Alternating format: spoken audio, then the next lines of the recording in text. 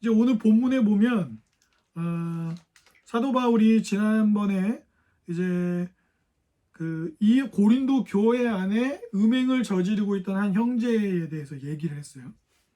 그리고 나서 이제 6장 전반부에 법정 소송을 하는 문제를 지난주에 우리가 다뤘습니다. 근데 이제 이어서 또 떨어뜨리지 않고 교회 전체를 다루면서 어떤 부분을 이야기하고 있냐면 음행의 문제를 다시 거론하고 있어요. 근데 사실 오늘 사도 바울이 이야기하고 있는 건 음행의 문제라기보다는 몸에 관한 이야기입니다. 사도 바울이 로마서에서 이제 그런 방법을 취했는데 지금 이제 고린도에 편지를 보내면서도 오늘 우리가 보고 있는 이 본문에서 그렇게 사용하고 있는데 고린도 교회에 있었던 어떤 일들을 설명하기 위해서 어떤 이 편지를 쓰면서 임의로 어떤 대화의 상대를 정하는 거예요. 로마서에서도 그런 게 나왔어요.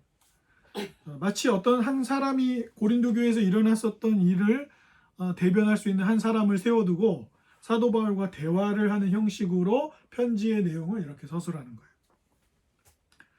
그래서 오늘도 12절이 시작하면서 모든 것이 내게 가능하다.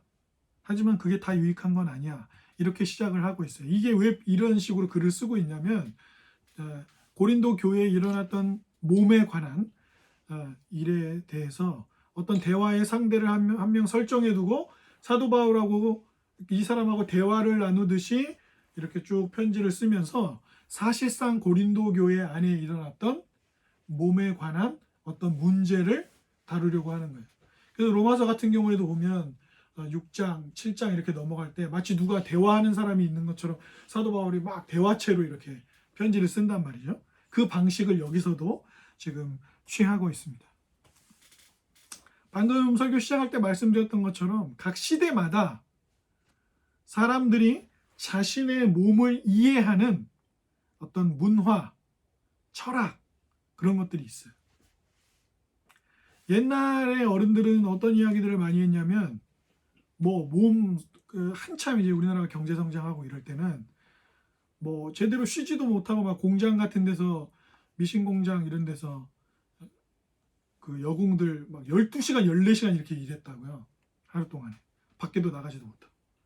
그래서 결국에 이제 전태일 열사 같은 사람들이 이제 그 열악한 노동의 현장의 문제를 제기하면서 노동을 하는 사람들, 사실 대부분 노동자죠. 다 노동자예요. 사장이니 뭐니 해도 사장이 결정하고 이런 다 그 사람 다 노동자 개념이거든요. 노동자 아닌 사람이 어디 있어요, 세상에. 대통령이라고 하더라도 대통령도 5년 기한이 주어진 노동자죠. 월급 받는 사람이에요. 그 사람이 뭔가 왕 같은 사람이 없단 말이에요, 지금은. 그러니까 그렇게 하던 시절에는 뭐가 중요해. 그냥 가족들 먹여 살리고 그러기 위해서는 몸이야 나중에 죽으면 썩어질 거 뭔 소용이 있어. 근데 지금 그렇게 얘기하는 사람 아무도 없다고요. 네. 지금 그렇게 이야기하는 사람 아무도 없어요. 그러니까 몸에 대해서 생각하는 게 막 달라요. 어떤 사람들은 너무 자기 몸을 막 무슨 금처럼 귀하게 생각하는 사람들이 있죠. 몸은 엄청 귀하게 생각하는데 또 자기의 마음의 상태나 이런 것들은 잘 컨트롤하지 못하는 경우들이 많고 각 시대마다 그런 게 있어요. 그런데 이 당시에는 이제 오늘 사도 바울이 이야기하고 있는 몸에 관한 고린도 교회에 어떤 일이 있었냐면 음행의 문제들이 있었어요. 성적으로 하나님이 주신 몸을 하나님의 뜻대로 쓰지 않는 문제가 심각하게 있었어요. 고린도 교회 안에. 그래서 당시에는 여러 신들을 섬기는 신전들이 이제 고린도라는 큰 도시 안에 있었고 그 신전에 가면 단순히 이방 신을 섬기는 게 아니라 거기 가면 공적으로 그 신을 섬기는 공적인 자리에 공창제도 같은 게 있었어요.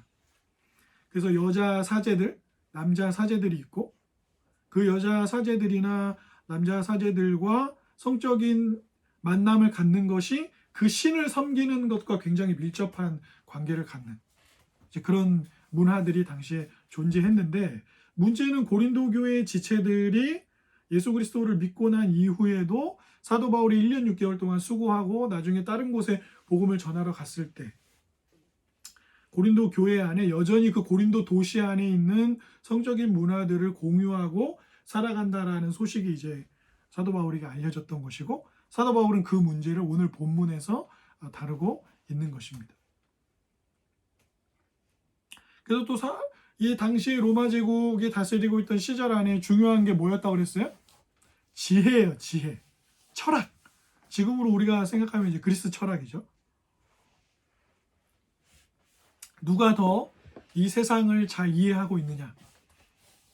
누가 더 이 세상과 사람과 나라와 이런 것들, 가족과 건물을 짓는 일들과 이런 것들을 잘 알고 있는가? 그런 철학적인 내용을 잘 알고 있는가? 그래서 누가 지혜자냐?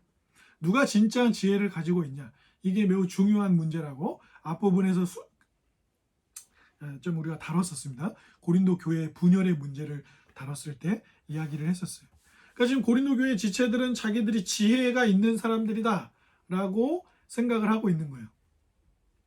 이 당시에 유행하고 있던 철학적 생각, 이 당시 사람들의 삶을 둘러싸고 있었던 기초가 뭐였냐면, 내가 지혜가 있는 사람이라면 나는 아무 것에도 구애받지 않고 무엇이든지 할 수 있다. 나는 자유인이다. 이게 당시 이 로마 제국 안에서 지혜를 가지고 살아간다고 하는 사람들이 가지고 있었던 대부분의 생각이었어요. 내가 지혜가 있다면 내가 자유인이기 때문에 난 자유하다. 내가 특별히 무슨 로마 법이 어기지 말라고 하는 범죄를 저지르지 않는 이상은 난 뭐든지 할 수 있다. 그런데 당시에는 여러 신들을 섬기고 있었고, 황제도 우상으로 섬기고 있었고, 그리고 그 신전에 가면 누구라도 그냥 자연스럽게 거기에 있는 공창제도를 활용할 수 있었어요. 그러니까 아무도 그 고린도라고 하는 도시에 살고 있는 사람들에게는 당연한 일상이었기 때문에 그걸 이상하게 전혀 생각하지 않았단 말이죠. 그래서 사도 바울이 지금 이렇게 얘기하는 거예요. 여러분들 중에 자기가 지혜가 있다고, 게다가 예수 그리스도를 믿고 나니까 더 지혜가 있다고 얘기하면서, 그러니까 나는 자유롭게 무엇이든지 할 수 있다. 이게 내 몸뚱아리인데 내가 알아서 하면 되지. 왜 남이 나에게 내 몸에 대해서 이야기할 게 뭐가 있냐. 내가 누구를 죽이거나 그런 일이 아니면 내 몸, 내 마음대로 쓸 수 있다. 이렇게 주장하는 사람들이 있지요 라고 사도 바울이 지금 얘기하는 거예요. 대화하는 상대를 정해놓고. 모든 것이 가능하니까 다 된다고 말하고 있죠, 여러분. 여러분 지금 그렇게 생각하고 있죠? 그렇기 때문에 여러분이 음행을 저지르고 있습니다. 그 얘기를 하는 거예요, 지금. 그래서 뒤에 보면 이제 또 어떤 얘기도 합니까? 나는 모든 것이 가능하고 나는 무엇에도 얽매이지 않습니다. 라고 얘기하는 사람들이 여러분 안에 있지요? 라고 하면서 12절과 같은 이야기를 했던 것이죠. 그죠? 그리고 이제 오늘 본문을 보면 그 얘기를 반복적으로 하고 있습니다. 나는 자유가 있다. 나는 내 몸을 내 뜻대로 할 수 있다. 음식이 배를 위해 있고 배는 음식을 위해 있으니, 그러니까 몸을 위해서 내가 그런 것들을 내 뜻대로 내 마음대로 할 수 있다.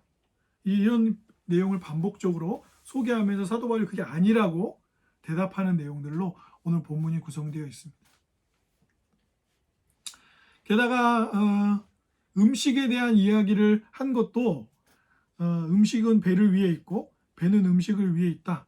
그러니까 내 몸을 위해서 내가 음식을 먹고 하는 거 내 자유다라고 하는 주장을 꺼내는 이유도 뭐예요? 내 몸이 내 거니까 음식 먹듯이 어떻게 할 수 있다고요? 내 몸을 쓰는 것도 내 마음대로 할 수 있다라고 주장하는 사람들이 고린도 교회 안에 있었다는 겁니다. 그래서 오늘 본문 18절을 한번 같이 읽어보겠습니다. 18절입니다. 시작. 음행을 피하라. 사람이 범하는 죄마다 몸 밖에 있거니와 음행하는 자는 자기 몸의 죄를 범하나이다. 이게 이제 잘못 읽으면 지금 그냥 사도 바울이 하는 얘기 같잖아요. 근데 아니에요. 이 문장 전체를 사도 바울이 하는 얘기가 아니고, 음행을 피하라는 건 맞는데 사람이 범하는 죄마다 몸 밖에 있거니와 이 말은 사도 바울의 주장이 아니에요. 이거는 고린도 교회 지체들의 주장이에요. 여러분이 음행을 안 피하고 음행을 저지르면서도 뻔뻔스럽게 계속 그렇게 살고 있는 이유는 사람들이 뭐라고 생각했다고요? 이제 구원을 얻었고 예수님 믿었잖아요. 그래서 영원한 영생도 얻었고 하나님 나라에 들어갈 거란 말이에요. 그런데 이제 어떤 식으로 얘기하는 사람들이 있는 거예요? 죽으면 하나님 나라 간다. 천국 간다. 그러니까 마치 이 육체라는 것은 이 땅을 살 동안에만 존재하는 것처럼 설명하는 사람들. 그리고 당시 그리스 철학에서는 플라톤이 의도한 건 아니에요. 플라톤이라고 하는 철학자가 몸을 뭐 함부로 해라 이렇게 의도한 건 아닌데, 플라톤의 철학을 이제 그냥 가볍게 읽으면 플라톤은 우리로 따지면 저 천국이 있는 거예요. 플라톤이 그런 걸 믿은 사람은 아니지만 저 천국이 있는데 이 땅을 살아가는 이 땅에 있는 것들은 다 저 천국의 그림자라는 거예요. 진짜는 천국에 있다는 거예요. 플라톤의 말에 의하면.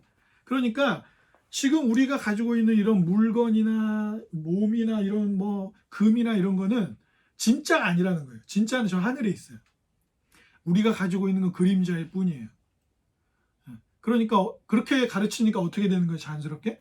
진짜는 저기 있고 이게 진짜가 아니니까 여기 몸은 어떻게 되는 거예요?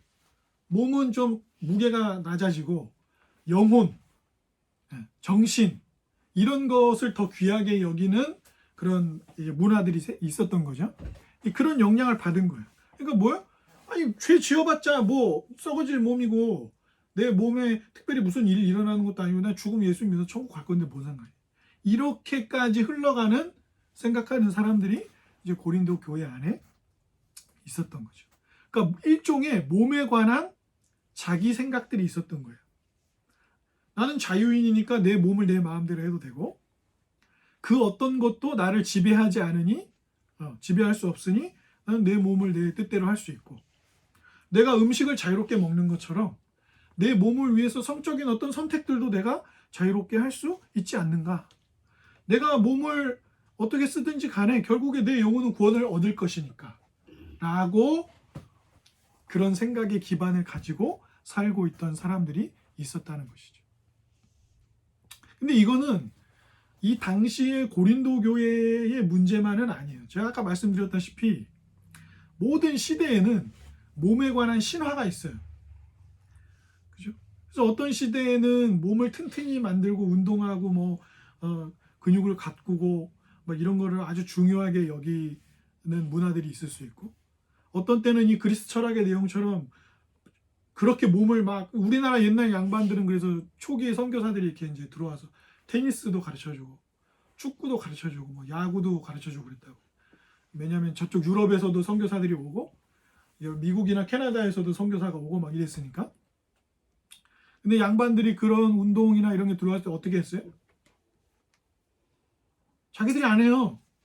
자기들이 안 하고 어떻게 했어요? 머슴들 시켰다고 그거를.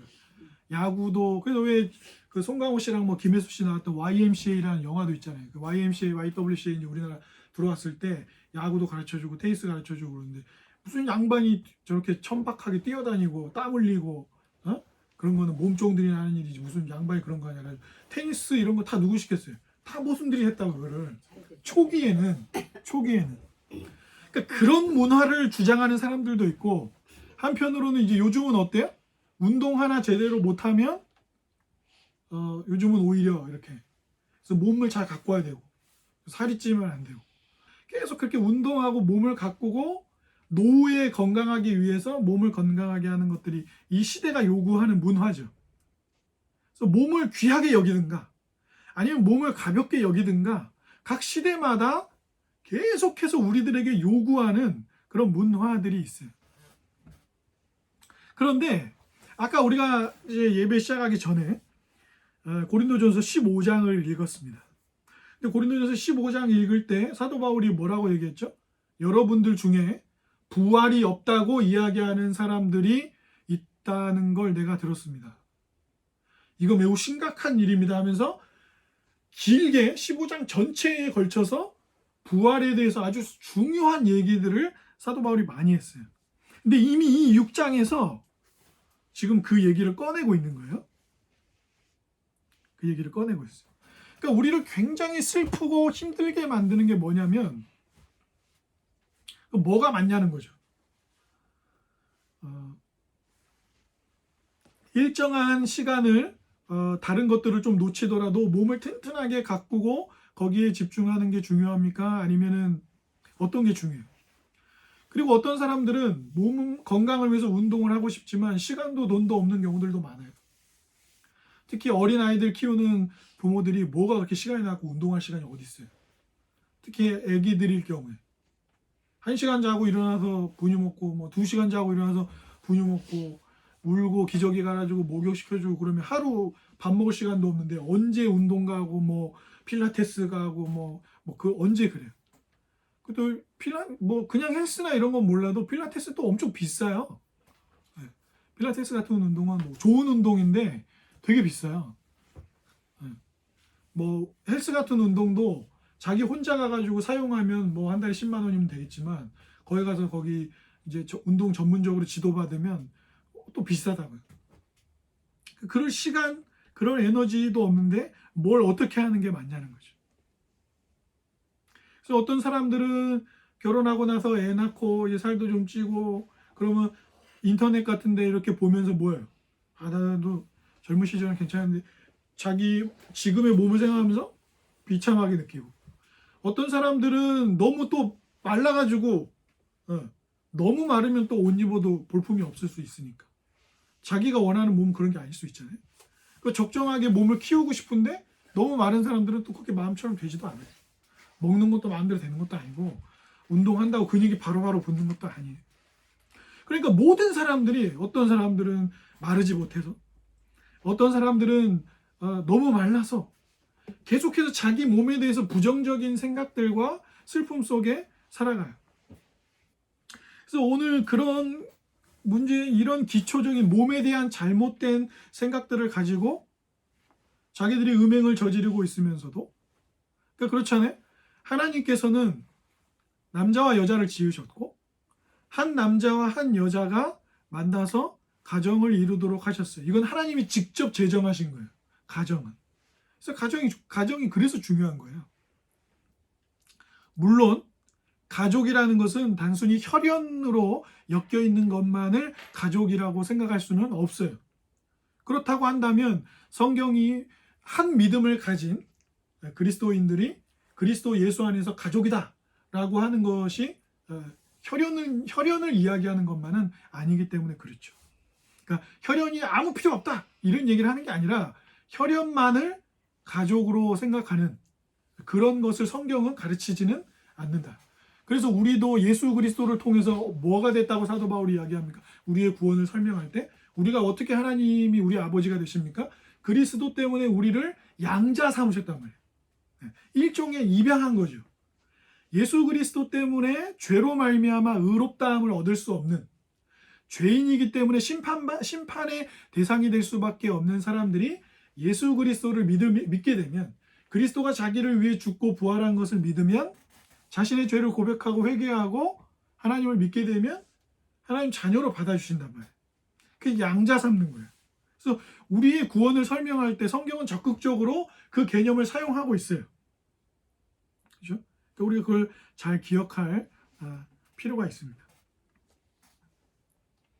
그래서 중요한 것은 뭐냐면 내가 자유인이니까 난 지혜가 있으니까 모든 걸 할 수 있어. 근데 사도 바울이 뭐라고 얘기합니까? 그러나 그렇게 하는 모든 것이 유익한 것은 아니다. 이렇게 얘기합니다. 내 몸이니까 내가 마음껏 음식을 먹어서 내 배를 채울 수 있지. 그런데 사도 바울은 뭐라고 얘기합니까? 그럼에도 불구하고 만약에 그거를 네 몸을 네 마음대로 쓰기 위해서 그거는 주장을 한다면 몸은 음란한 것을 위해 있지 않고 주를 위해 있으며 주는 또한 몸을 위해 계신다. 그리고 뭐라고 얘기합니까? 자기의 몸을 파는 창녀와 합하는 사람은 몸을 합친다는 것의 의미가 뭔지를 모르는 거다.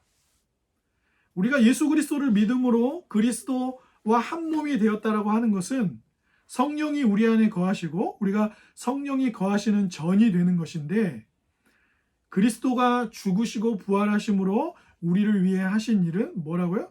값을 주고 마치 돈을 주고 어떤 노예를 사는 것처럼 값을 지불하고 우리를 사서 우리를 누구의 것으로 삼으셨다고요?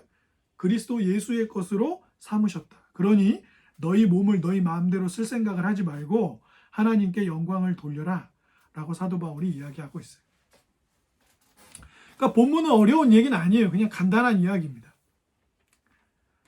사도 바울이 몸의 부활을 14절에 이야기하고 있습니다. 하나님이 주를 다시 살리셨고 또한 그의 권능으로 우리를 다시 살리실 것이다. 이렇게 이야기합니다. 그래서 나중에 15장 가서 몸의 부활을 상당히 중요하게 다루고 있어요. 주 안에 사랑하는 여러분, 여러분 몸의 부활을 믿으십니까? 안 믿으세요? 뭐 대답을 하셔야죠.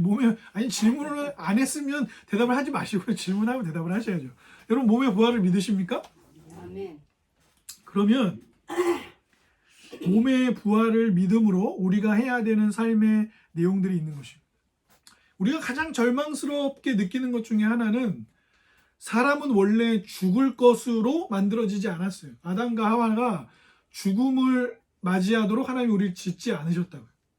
그런데 하나님과의 언약을 깨고 하나님을 대적하는 원수의 자리에 서게 됐을 때 그래도 하나님 원래는 동산 중앙에 있는 선악을 알게 하는 지식을 주는 그 열매를 따먹으면 정령 죽을 거라고 하나님 말씀하셨어요. 근데 아담과 하와를 에덴 동산에서 쫓아내실 때 바로 죽이셨어요? 아니, 기회를 주셨단 말이에요. 기회를 주시면서 가죽으로 옷을 입히고 에덴 동산에서 쫓아내시고 노동과 임신과 출산이 고통으로 올 것에 대해서 저주하시면서 에덴 동산에서 쫓아내시면서 무엇도 말씀하셨어요? 아담과 하와를 꿰어서 그 실과를 따먹음으로 하나님과의 언약을 깨게 만든, 죄를 짓게 만든 사탄을 어떻게 된다고 했어요? 여자의 후손이 뱀의 머리를 상하게 하고 뱀은 여자의 후손의 발꿈치를 상하게 한다라는, 우리가 이걸 원복음이라고 얘기하는데, 예수 그리스도가 오셔서 구원하실 것에 대한 구원의 복음을 이미 그때 말씀하셨어요. 바로 죽이지 않으시고 기회를 주신 거죠. 그리스도를 통해서 구원을 얻게 될 소식을 주시고 그것을 믿을 기회를 주신 거예요. 그러니까 우리 몸은 원래 영생하도록 지음 받았는데 약속을 지켰다면 말이죠. 그런데 약속을 깨므로써 우리의 몸이 죽음을 맞이하게 된 거예요. 그러니까 지금 우리가 겪고 있는 질병이나 죽음의 문제, 이게 우리에게 굉장히 중요한 삶에서 중요한 요소잖아요. 이게 어떻게 온 거예요? 우리가 하나님과의 관계를 깨고 하나님처럼 되려고 하고 죄를 지은 것으로 말미암아 생긴 것이 질병과 죽음의 문제. 근데 그리스도의 구원은 우리의 몸이 부활을 해서 우리의 영혼과 몸이 함께 부활하는 거예요. 그 부활해서 예수께서 다시 오시는 날에 최종 이제 판결이 있고 믿는 자들은 영원한 이 부활과 함께, 몸의 부활과 함께 몸이 새로워지는 거죠. 사도 바울도 15장에서 그렇게 설명하고 있어요. 지금의 몸과 같지 않게 새로워진 몸으로 영생을 누리게 된다. 이렇게 설명하고 있어요. 즉, 우리를 좌절하게 만드는 몸의 죽음을 부활을 통해서 그리스도께서 어떻게 새롭게 하실 것인지 사도 바울이 대답하면서 설명하고 있다는 것입니다. 이게 왜 중요하냐? 당시의 사람들이 내 몸이니까 자유니까 죽으면 이거 별거 아니니까, 혹은 플라톤 철학처럼 진짜는 하늘에 있고 진짜는 천국에 있고 이 땅은 진짜는 아니니까 이거 어차피 흙으로 돌아갈 거 내 마음대로 써도 되잖아? 라고 주장하는 것에 대해서 아니라고 말하는 거예요. 여러분들의 몸은 여기서 흙으로 돌아가는 것으로 끝나는 게 아니라 부활하여 주님이 다시 오실 때 모든 사람이 다 살아나서 거기서 심판받고 새로워진 완전한 몸을 입게 될 것으로 설명하고 있다는 것입니다. 그리고 또 사도 바울이 뭐라고 얘기합니까? 우리의 몸이 뭐라 그래요? 19절에 하나님께로부터 받은 바 너희 몸은 너희 가운데 계신 성령의 전인 것, 너희의 몸은 성령이 계시는 전인 것을 알지 못하느냐? 이렇게 이야기하고 있습니다. 여러분, 이거는 이런 이야기가 아니에요. 이거 오해하시는 분들이 있는데, 성령이 임하시면 성령이 자주 찾아오시면 성령이 충만하게 내 안에 계시면이라고 말하는 게 아니에요. 지금 사도 바울은 이미 예수 그리스도를 믿는 모든 그리스도인들에게는 이미 누가 계신다고요? 성령이 계신다고요. 그들 안에. 그러면 이제 가끔 성경에서 설명할 때 성령이 충만하지 않다든가 성령께서 슬퍼하신다든가 그런 거는 어떻게 설명하는 거예요? 내가 죄를 지으면 성령이 바로 떠나시는 게 아니라 우리가 하나님의 뜻을 어기고 불순종하거나 죄를 지으면 우리의 영혼이 하나님의 뜻을 거부하는 상태가 되니까 어떻게 돼요? 성령님의 인도하심을 안 따르는 거잖아요. 거부하는 거잖아요. 불순종하는 거잖아요. 그러면 성령님의 이끄심을 경험할 수 있어요? 없어요? 없는 거죠. 그 얘기하는 거예요. 한번 믿음을 가지고 찾아오신 성령이 감추신다는 표현을 선배들이 쓰긴 하죠. 왜냐하면 죄를 지으면 스스로 하나님을 멀리하는 거니까 하나님의 뜻을 가까이 하고 성령님의 임재를 가까이 누릴 수 없잖아요. 그죠? 부모 자식 간에 혹은 부부 간에 친구들끼리 사이가 안 좋을 때 멀리 하잖아요. 가까이 합니까? 전화도 잘 안 하게 되고 문자도 안 보내게 되고 자주 보던 사람도 자주 안 보게 되잖아요. 그죠? 그래서 그 개념은 제가 나중에 더 설명할 때가 있겠지만 어쨌든 한번 성령이 우리 안에 찾아오시면 믿는 신자들의 삶에는 다 성령이 함께 거하시는 거예요. 지금 이 예배 가운데도 우리 교회라는 이름 아래 성령께서 우리와 지금 함께 계시죠. 그것이 예배의 중요함 중에 하나니까요. 그러니까 이미 우리에게 계시는 거예요. 그러니까 어떻게 하라고요? 우리가 성령이 우리 안에 옛날에는 성막이나 성전이 필요했지만 예수 그리스도가 십자가에서 죽으시고 부활하신 다음부터 더 이상 성막이나 성전 이런 것이 필요 없어요. 왜? 예수 그리스도 자신이 제물이 되셔서 하나님과 우리 사이의 죄로 인해 깨진 관계를 회복하게 하셨으니까 더 이상 성전, 성막 이런 거 없다고. 그래서 제가 예전에 말씀드렸죠. 이스라엘이나 그런 쪽에 가시면서 성지순례 이런 말 쓰지 마시라고. 거룩한 땅은 없어요. 거룩한 땅은 없다고요. 더 이상 예배의 장소가 예배에 집중하고 예배를 잘하기 위해서 예배 장소의 중요성이 있지만 시장에서 예배를 하나, 바닷가에서 예배를 하나, 지금 우리가 모여있는 여기 장소의 사무실에서 예배를 하나, 아니면 다른 어떤 곳에서 예배를 해도 공적인 자리에서 교회의 이름으로 모여서 예배하면 거기 주님이 함께 계시는 거예요. 특별히 구별된 성지 이런 거 없어요. 그런 게 없는 거예요. 그러니까 성지순례 이런 건 맞지 않아요. 그냥 성경 유적지 탐방이지 성지순례 이런 건 없어요. 우리에겐 이제 그런 것이 존재하지 않아요. 그리고 우리가 어디서나 기도할 수 있고 어디서나 예수 그리스도의 이름으로 기도하고 이럴 수 있는 것이죠. 그리고 결국에 그렇게 성령이 계시는 우리의 몸을 사도 바울이 뭐라고 얘기합니까?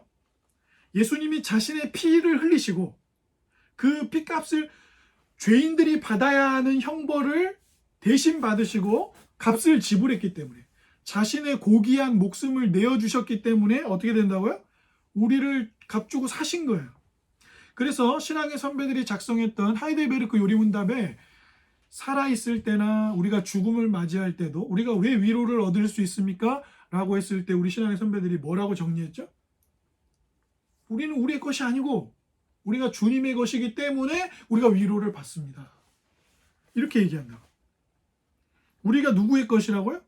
이건 내게 아니까 아까 고린도 교회 사람들은 뭐라고 얘기했어요?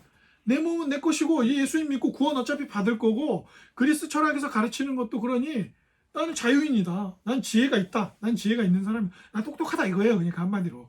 그러니까 어떻게 해요? 내 몸 내 마음대로 써도 되지 않냐? 아니라고. 당신의 몸은 당신 게 아니에요. 예수 그리스도가 값주고 사신 거듭난 그리스도인의 몸이고 또한 뭐예요? 성령이 당신 안에 거하시는 성령의 전이라고 설명하고 있어요. 그리고 당신의 몸은 여기서 흙으로 돌아가면 끝나는 게 아니고 부활하여 새로움을 입게 되는 그리스도 예수 안에서 새로움을 입게 될 건데 이미 믿음을 가지고 있으니까 아직 새로워짐이 완전히 일어나진 않았지만 이미 그것을 믿고 있기 때문에 그것이 일어난 것과 마찬가지니 몸의 부활, 성령이 거하시는 전 그리고 우리의 몸이 주님의 것이니 고린도 교회 사람들이 주장하고 있는 주장은 다 어떻다는 거예요? 아니라는 거예요. 틀렸다는 거예요. 그건 지혜로운 것도 아니고 믿음에 합당한 내용도 아니고 그렇다고 설명해 주는 거예요. 그리고 사도 바울이 이 설명 속에서 우리가 어떤 것을 강력하게 볼 수 있냐면 말씀드렸다시피 뭐 각 시대마다 나라마다 나라의 형편마다 각 가정의 형편마다 몸을 생각하는 게 다양하잖아요. 그러니까 고린도 교회의 사람들도 우리가 살고 있는 고린도 도시의 문화 그리고 내가 잘못 알고 있는 예수 그리스도에 대한 믿음의 내용들 이런 것들이 자기들을 어떻게 만든 거예요? 내가 예수님 믿어도 그런 내가 음행할 수 있고 별 문제 아니라는 거예요. 그게 큰 문제 아니라고 생각하고 삶을 살았던 거죠. 근데 사도 바울은 그게 당신의 삶을 얼마나 망가뜨리고 있고 주님이 앞서서 지난주에 11절에서 뭐라고 얘기했습니까?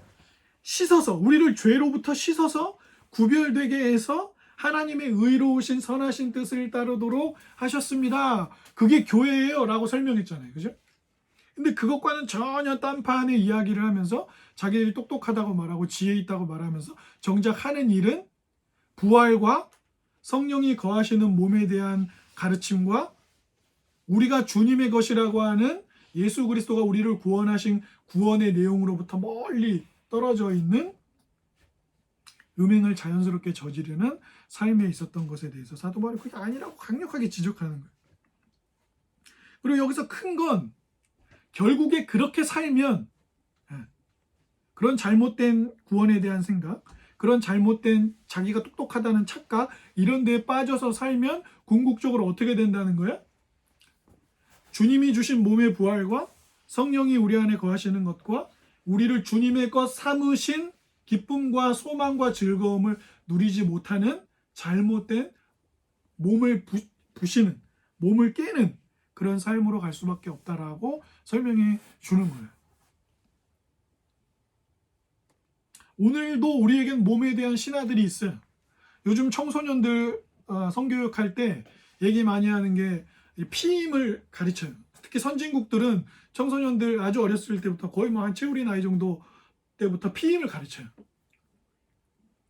피임을 가르치는 것 자체가 좋냐 나쁘냐를 떠나서 피임을 가르치는 게 좋아요 나빠요? 그리스도인은 어디를 찬성해야 돼요? 이렇게 얘기하면 안 돼요. 그리스도를 통해서 우리는 몸의 부활을 얻을 것이고 새로운 몸을 입을 것이고 성령이 우리 안에 계시고 우리가 주님의 것이니 이 몸을 누구 뜻대로 써야 되는 거예요? 주님이 원하시는 뜻대로 써야 되는 거예요. 그러니까 여러분 달리기 하세요. 필라테스도 하시고 검도도 하시고 태권도도 하시고 가능하면 헬스도 하세요. 특히 나이 드신 분들은 근육 운동 하셔야 돼요. 네. 근육 운동 안 하면 이 기초대사량도 떨어지고 건강하게 지낼 수가 없어요. 욕실에서 넘어지고 다치고 이런 일들이 생기는 게 근육 운동을 안 해서 그래요. 네. 그러니까 하셔야 돼요. 1kg짜리 아령이라도 들고 운동해서 근육을 운동하셔야 돼요. 그런데 우리가 그렇게 운동을 하는 건 주님이 주신 몸을 잘 유지해서 주님의 뜻대로 잘 살기 위해서 하는 거예요. 막 식스팩 보여주고 비키니 입고 자기 몸에 자랑하고 자기 피부 좋다고 자랑하기 위해서 몸을 가꾸는 게 아니에요. 우리는. 네. 그죠? 그리고 그렇게 건강하게 몸을 가꾸면서 우리가 알아야 하는 건 뭐예요? 몸의 부활은 예수 그리스도를 통해서 나중에 부활하여서 새로운 몸을 입으면 지금 내가 건강하게 이렇게 몸을 가꾸는 몸보다 더 아름답고 귀한 복을 얻겠구나 라는 걸 의식하면서 몸을 가꾸는 거지 진짜 사람들한테 목사님 저 식스팩 보세요. 목사님 식스팩 없으시죠? 이런 걸 하기 위해서 하는 게 아니라고요. 그 10대 여자 청소년들이 그런 것들을 반복적으로 보면서 자살률이 올라갔어요. 미국에서. 그래서 미국 그 메타라고 하는 그 회사 내부에서 우리가 만든 이러한 SNS가 10대 여자 청소년들 자살률을 부추기고 있다. 자극하고 있다. 내부 보고가 올라갔어요. 근데 이 사진에서 그걸 묵인했단 말이에요. 그거를 내부자가 폭로했는데 대충 얼버무리고 갑자기 그때 회사 이름 바꾼 거예요. 원래 회사 이름 페이스북이었는데 우리는 이제부터 회사 이름 메타로 하겠습니다. 이미지 쇄신하려고. 그리고 그 내부 폭로에겐 지금 쏙 들어갔어요. 그리고 심지어는 남미 쪽에서는 페이스북을 통해서 마약도 유통했고요. 페이스북을 통해서. 근데 그것도 묵인했어요. 정부와도 뭔 협상을 한 모양인지 어떻게 한 것인지.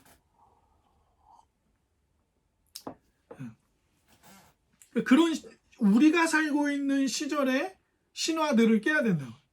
청소년들한테 피임을 가르쳐야 되냐? 뭐 가르쳐야 될 수 있죠.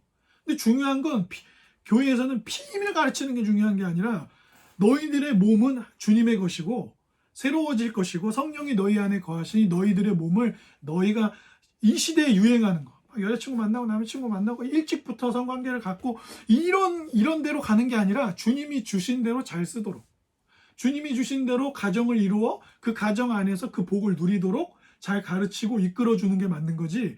뭐 이슈가 나오면 그 이슈가 맞냐 틀리냐를 이야기하는 건 성경이 우리에게 가르쳐주는 방향은 아니에요. 그러므로 사랑하는 여러분, 성경이 가르쳐주는 예수 그리스도를 통해서 얻는 복음이 우리에게 주는 몸에 대한 구원은 진짜 우리 몸이 기쁨과 소망을 얻도록 하시는 거예요. 남자들도 그렇고 여자들도 그렇고 멋진 남자를 또 만나고 싶고 새로운 여자를 만나고 싶고 그런 욕구들이 어떻게 하죠? 가정을 깨잖아요. 가정을 깨면 그런 외도로 인해서 가정이 깨지게 되면 이 두 사람만의 문제가 아니잖아요. 자녀들이 또 충격을 받고 가정에 대한 잘못된 이해 그런 것들이 또 자녀들의 삶을 또 왜곡되게 만들어요. 그러니까 무조건 이혼하지 말라 이런 얘기가 아니라 이혼하냐 안 하냐의 문제가 아니라 주님이 주신 우리 몸, 부활할 몸, 성령이 거하시는 몸, 주님의 것인 우리의 몸에 대한 예수 그리스도를 통한 구원에 대한 이해가 없으면 어떻게 된다고요? 자꾸 이래도 되냐 안 되냐라는 세상이 우리에게 주는 이슈에 찬성할 거냐 반대할 거냐 이 얘기로밖에 못 간다고. 근데 그게 아니에요. 그냥 주님이 주신 뜻 안에서 우리의 몸을 갖고 가고 살아가고 힘쓸 때 어떻게 되는 거예요? 가장 복된 것을 누릴 수 있다. 그래서 몸도 구원을 얻는 거예요. 몸도. 주님이 우리를 구원하시는 건 우리의 영혼만 구원하는 게 아니에요. 성경이 몸을 부정적으로 얘기할 때 육체는 죄로 인한 죄성의 문제를 얘기하는 거지 우리 몸을 얘기하는 게 아니에요. 예수님이 네 눈이 범죄하거든 눈을 차라리 하나 빼는 게 낫지 그렇게 하고 하나님 나라 못 들어가는 것보다 하나님 나라 들어가는 게 낫다. 손이 범죄를 저지르면 손을 잘라라. 그렇게 하고 하나님 나라 들어가는 게 낫지. 그렇지. 그러니까 아들이 뭘 훔쳤어요. 이리 와. 손목을 딱 잘라가지고 그렇게 하라는 거예요. 예수님이 그 얘기 아니라고. 그렇게 죄를 짓도록 하는 죄성을 표현할 때 그 단어를 썼을 뿐이에요. 잘못 그렇게 그런 이해들, 그런 몸에 대한 모든 잘못된 신화들을 깨고 우리는 부활하고 성령이 거하시고 값주고 사신 주님의 것으로서 주님이 부부관계를 어떻게 하라고 하셨는가? 주님이 결혼 전에는 어떻게 지내라고 하셨는가?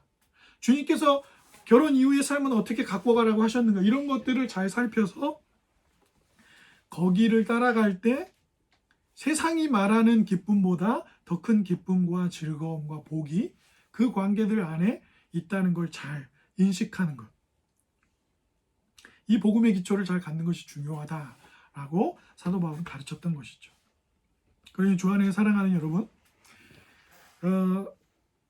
제가 다다음 주 뭐 이렇게 하면서 요 부분, 그러니까 결혼과 청소년들과 이런 부분들을 좀 이제 언급을 하도록 할게요. 설교를 하도록 할 테니까 요런 기초를 가지고 내 몸을 내 뜻대로 내 마음대로 내 몸인데 당신이 뭔 상관이야 이렇게 하는 것이 아니라 부활과 성령이 거하시는 것과 값주고 사신 것이라고 하는 이 복음의 의미를 잘 알아서 우리의 몸을